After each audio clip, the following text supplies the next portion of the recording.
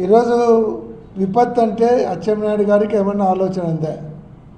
విపత్తు అంటే వరదలు వచ్చి పూర్తిగా పంట అంతా కొట్టుకుపోయి ఏమాత్రం పంట చేతికి రాకుండా పోతే దాన్ని విపత్తు అంటారు. అప్పుడు 25,000 ఇస్తారు.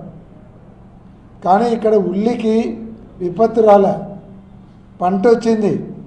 పంటను రైతులు కోసుకొని మార్కెట్కి తీసుకొని వచ్చి అమ్ముకోవడానికి పెట్టారు.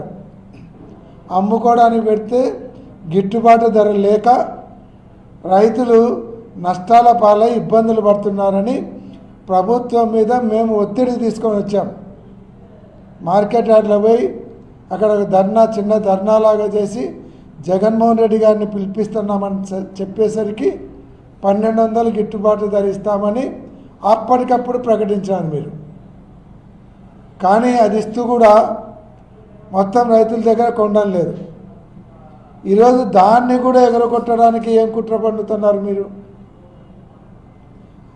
పంట కొనకుండా హెక్టార్కి 50,000 రూపాయలు ఇస్తామంటున్నారు. హెక్టార్కి 50,000 రూపాయలు అంటే 2.5 హెక్టార్లకు 50,000 అంటే మీరు ఎకరాకి ఇచ్చేది 20,000 రూపాయలు మాత్రమే.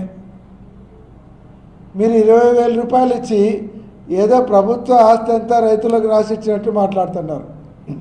ఇక్కడ దారుణమైనటువంటి మోసం ఏమంటే ఈరోజు ఒక ఎకరాకు కనీసం అంటే 100 క్వింటాళ్ళ పంట వస్తుంది రైతులకు.